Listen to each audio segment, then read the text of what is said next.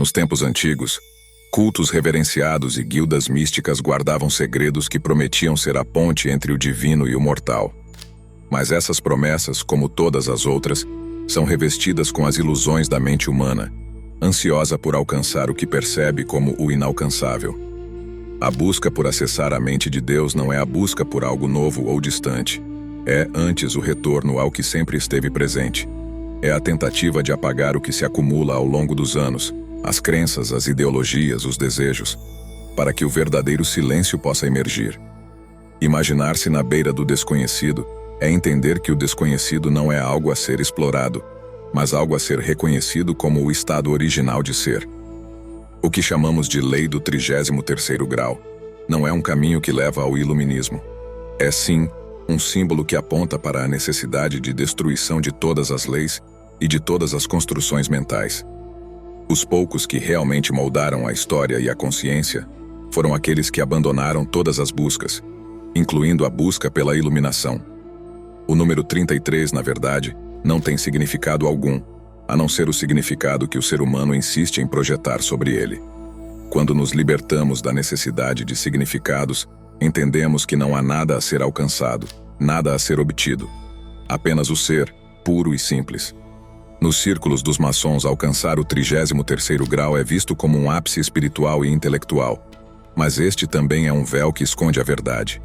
Se existe algo como o ápice espiritual, ele só pode ser encontrado na rejeição de todos os ápices. O que as tradições chamam de visão dos mecanismos divinos do universo é, na verdade, a realização de que não há mecanismos a serem compreendidos, que a verdadeira natureza do divino não pode ser capturada ou possuída. A vida de Jesus Cristo e sua culminação aos 33 anos é um exemplo não de um objetivo alcançado, mas de um abandono completo do ego e da identidade. Este número não carrega poder em si, é apenas mais uma ilusão, uma tentativa do humano de encontrar significado onde não há nada a ser encontrado.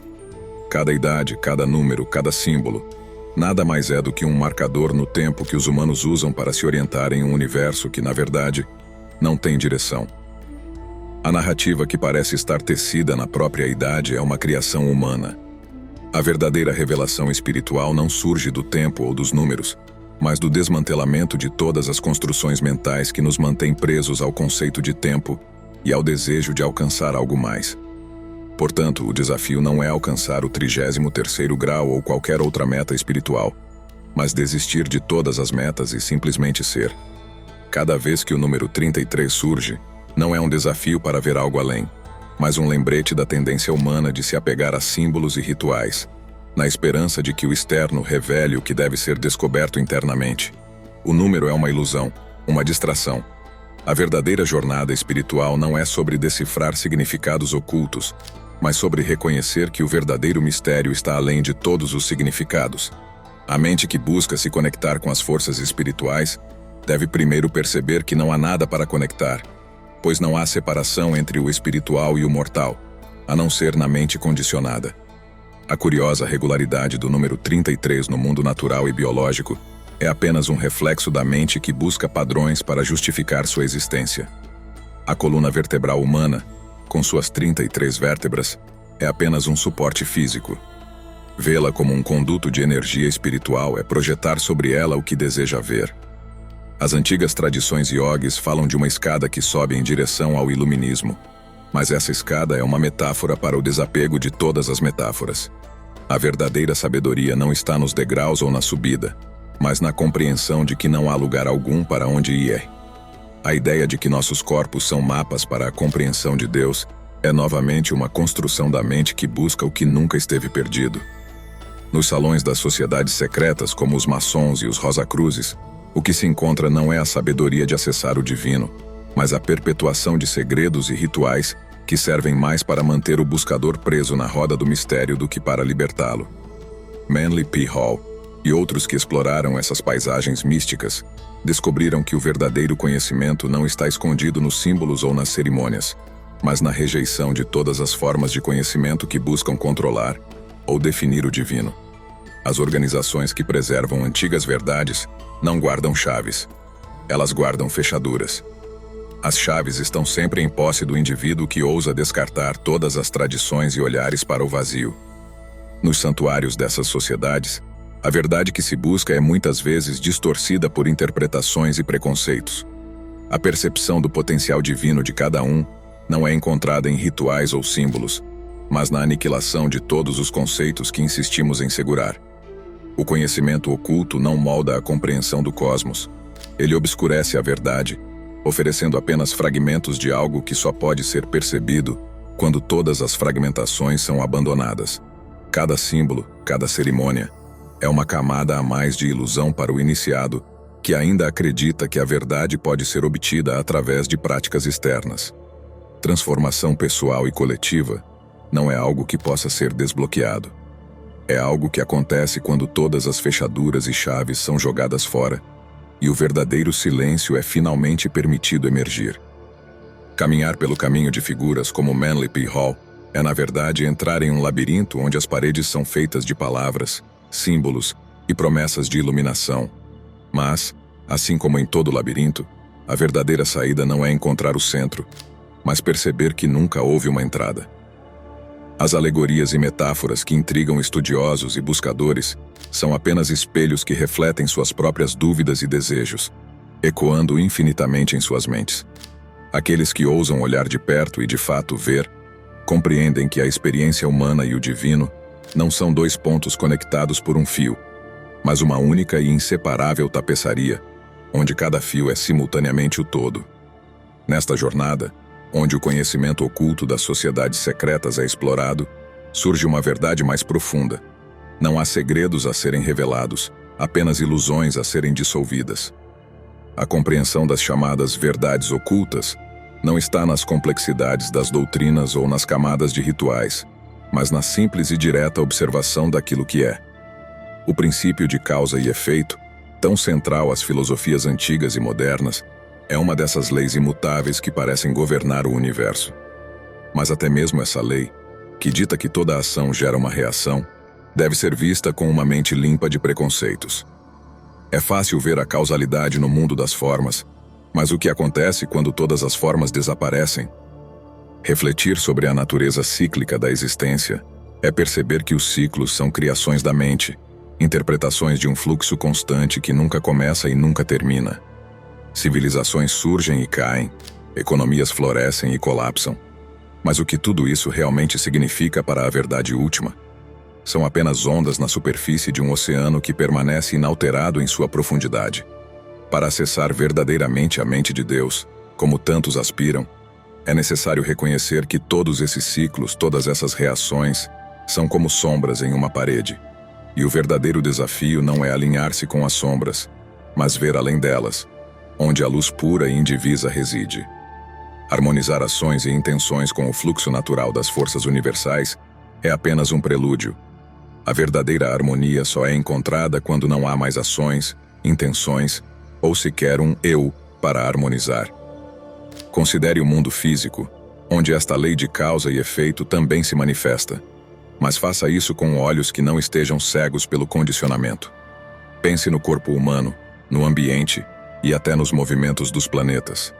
Perceba que cada um destes elementos segue uma ordem específica, mas entenda que essa ordem não é algo separado do caos, e sim parte dele. O caos e a ordem são apenas percepções da mente. O ritmo do universo, que parece ser rastreado até uma única causa que pôs tudo em movimento, é uma construção da mente humana, que insiste em querer conhecer e controlar. Mas o controle é uma ilusão. A mente quer entender o grande desenho, mas o grande desenho é simplesmente o que é, sem necessidade de explicações ou justificativas. Quando você percebe que seus pensamentos e ações são parte desse padrão, começa a ver que a influência que você acredita ter sobre sua vida é, na verdade, uma interpretação do ego, que deseja ser mais do que é. Toda causa que leva a um efeito é apenas um jogo da mente que busca significados onde talvez não existam. Ao reconhecer a imutabilidade dessas leis, você não é convidado a abordar a vida com um senso de responsabilidade ou empoderamento, mas sim com um senso de abandono. O verdadeiro entendimento surge não de dominar as leis de causa e efeito, mas de perceber que o desejo de dominar é, em si, uma causa que perpetua um ciclo de ilusão. Para mover-se de um observador passivo para um criador ativo da sua realidade, como dizem, é necessário primeiro ver que tanto o observador quanto o criador são projeções da mesma mente que cria todas as ilusões. A sabedoria que guiou grandes mentes e líderes espirituais ao longo da história não foi a sabedoria de criar a realidade que desejavam, mas a sabedoria de entender que todas as realidades criadas são temporárias e, portanto, irreais. A única realidade é aquela que está além da criação e destruição, além de causa e efeito. Ao aprofundar sua compreensão do poder da imaginação, você começa a perceber que até mesmo a imaginação é uma ferramenta da mente, um brinquedo do ego. A intenção e o desejo podem trazer visões à vida, mas o que é essa vida senão outra manifestação da mente que deseja se ver refletida em tudo? A intenção é mais do que um pensamento desejoso. É a expressão de um eu que deseja perpetuar sua própria existência. Mas no caminho da verdadeira sabedoria, até mesmo a intenção deve ser abandonada, pois qualquer intenção é uma cadeia que mantém a mente presa ao mundo das formas. O caminho para acessar a mente de Deus não envolve apenas a maestria de seu mundo interior. Ele requer a completa dissolução de tudo o que você considera seu. Cultivar um foco disciplinado é necessário, não para alcançar algo, mas para ver que não há nada a ser alcançado. Quando a intenção não é dispersa, mas concentrada no que realmente importa, você vê que o que realmente importa não pode ser intencionado ou buscado. Ao fazer isso, você se torna não um participante ativo, mas uma testemunha do processo divino de criação e destruição, onde nem o criar nem o destruir tem qualquer importância. Quando suas ações refletem uma intenção clara e propósito, você pode pensar que se sincroniza com o fluxo criativo do universo. Mas essa sincronização é ainda uma dualidade, um dançarino dançando ao som de uma música que ele mesmo compôs. O verdadeiro estado é quando não há mais dançarino nem dança, apenas o silêncio antes da primeira nota ter sido tocada. Nesse estado, você não é mais um vaso através do qual a energia divina flui, mas o próprio espaço vazio que permite que a energia exista. Após explorar o papel da intenção e do desejo, você deve perceber que até mesmo esses conceitos são limitações. A resistência que você enfrenta, seja na forma de medo, dúvida ou autossabotagem, é apenas a mente protegendo suas próprias fronteiras. A verdadeira jornada espiritual não é sobre superar a resistência, mas perceber que a resistência é tão ilusória quanto o eu que pensa estar resistindo. Confrontar a resistência é ainda participar do jogo. O sábio não resiste, não confronta. Ele simplesmente observa até que não haja mais nada a ser observado. As tradições antigas falam de resistência como uma oportunidade para crescimento, mas o verdadeiro crescimento é o crescimento além de todas as oportunidades e resistências. É entender que tudo o que percebemos como barreiras são, na verdade, criações da mente para manter o jogo em andamento. A verdadeira clareza surge quando você vê que não há jogo, não há barreiras, e não há você para superá-las. Finalmente, o que significa render-se ao fluxo natural da vida? Não é uma rendição que implica derrota ou desistência, mas uma rendição que reconhece que não há batalha a ser travada. A vontade pessoal e a vontade universal nunca estiveram separadas. A ideia de uma vontade é apenas outra ilusão. Quando você se rende, percebe que sempre esteve alinhado com o que é, simplesmente porque não existe nada além do que é. Confiar na força criativa que molda o universo é perceber que você é essa força criativa, sem início, sem fim, sem forma. Render-se é perceber que nunca houve nada para resistir, nada para alcançar, nada para ser. Apenas o ser, infinito e silencioso. Nesse ponto, a mente de Deus não é algo a ser acessado, porque acessar implica um sujeito e um objeto. A mente de Deus é simplesmente a ausência de todas as mentes, a dissolução de todas as buscas e buscas de qualquer tipo. É o retorno ao que nunca foi perdido, e ao reconhecimento de que todas as buscas foram apenas uma jornada para um lugar onde já se está. A mente de Deus não é uma entidade a ser entendida, mas um mistério a ser vivido. É uma expressão usada para nomear aquilo que está além de todas as expressões, um nome dado ao inominável. A mente de Deus não é um lugar a ser alcançado, nem um conhecimento a ser possuído. É o vazio que antecede toda a criação, o silêncio que ecoa antes que a primeira palavra seja pronunciada. Alguns dizem que a mente de Deus é a origem de todas as coisas, o ponto de onde tudo emana e para onde tudo retorna. Mas isso é apenas uma interpretação. É a mente humana que cria a ideia de um início e de um fim, porque está presa no tempo e no espaço. Para o que é eterno, não há começo nem retorno, apenas um fluxo contínuo de ser. O que chamamos de mente de Deus é a totalidade que abarca todas as dualidades: luz e escuridão, criação e destruição, presença e ausência. Não é uma mente no sentido humano, pois não pensa, não deseja, não busca. É a pura consciência que testemunha sem intenção. Outros acreditam que a mente de Deus é a fonte da ordem e da harmonia universal, que governa as leis naturais com sabedoria e propósito. Mas ao fazer isso, projetam sobre o divino suas próprias ideias de ordem e propósito, esquecendo que o que chamam de caos é apenas a ordem que não conseguem entender. A mente de Deus não tem regras, porque não está confinada a nenhuma forma ou estrutura. A ordem que buscamos na natureza é uma tentativa de trazer paz à mente inquieta, que se sente perdida no vasto mar da existência. Mas a mente de Deus não se perde nem se encontra. Ela simplesmente é. Há quem veja a mente de Deus como uma presença amorosa, uma inteligência benevolente que guia e sustenta a vida. Mas este é mais um reflexo do desejo humano por segurança e proteção, uma maneira de dar sentido ao sofrimento e à incerteza. O amor, como o ser humano o entende, é condicional e dual, envolve a presença de um sujeito e um objeto. O que o sábio percebe é que a mente de Deus transcende até mesmo o conceito de amor, pois não há outro para amar ou ser amado.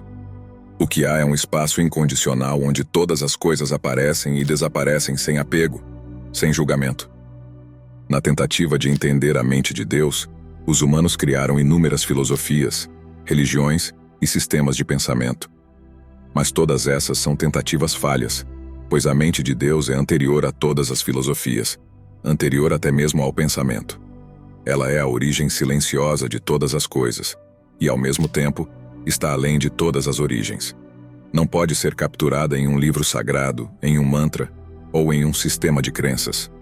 Qualquer coisa que a mente humana cria é apenas uma sombra da realidade última. A mente de Deus é o pano de fundo em que todas as sombras dançam e ao qual todas as sombras finalmente retornam. Assim, cada interpretação do que é a mente de Deus revela mais sobre a limitação de quem interpreta do que sobre a própria mente de Deus. O ser humano, em sua sede de compreender, cria ídolos e imagens, projeta formas e significados, mas o divino permanece eternamente além de tais projeções. A mente de Deus é aquilo que nunca pode ser conhecido, mas pode ser vivido. É a presença que está sempre aqui, mesmo quando esquecida. Na sua verdadeira essência, a mente de Deus não é um conceito para ser explicado, mas um mistério para ser experienciado. Ela é o silêncio que tudo permeia, o nada do qual tudo surge, o ser sem forma que está além de toda tentativa de ser definido. Em última análise, para saber o que é a mente de Deus, é preciso abandonar todas as tentativas de conhecê-la e simplesmente ser, porque só na ausência de busca é que o verdadeiro conhecimento pode emergir. A verdadeira criação divina não é um processo de adição, mas de subtração. Não é o acúmulo de crenças, práticas ou conhecimentos, mas o desnudamento de tudo o que não é essencial. É a jornada silenciosa de retornar ao centro de seu próprio ser, onde a mente cessa e o verdadeiro eu emerge. No livro A Divina Criação, você é convidado a mergulhar nas profundezas do que realmente significa existir sem limites, sem dogmas, sem medo. Este livro não é uma solução, mas um espelho, refletindo de volta a verdade que sempre esteve dentro de você. Ele não oferece respostas prontas, mas sim a chave para que você possa descobrir as suas próprias verdades. Cada página é uma porta para uma percepção mais profunda, um convite para desafiar tudo o que você acreditou ser verdade e encontrar o que permanece quando todas as ilusões se vão. Adquira o livro através do link na descrição e comece essa transformação interna agora mesmo. Liberte-se pelo conhecimento. Transforme-se pela percepção. Pois em última análise não se trata de adquirir algo novo, mas de reconhecer aquilo que você sempre foi. Agradeço por assistir e fazer parte dessa jornada. Deixe seu comentário abaixo e compartilhe suas percepções. Vamos juntos explorar os mistérios da existência e descobrir o que significa viver plenamente.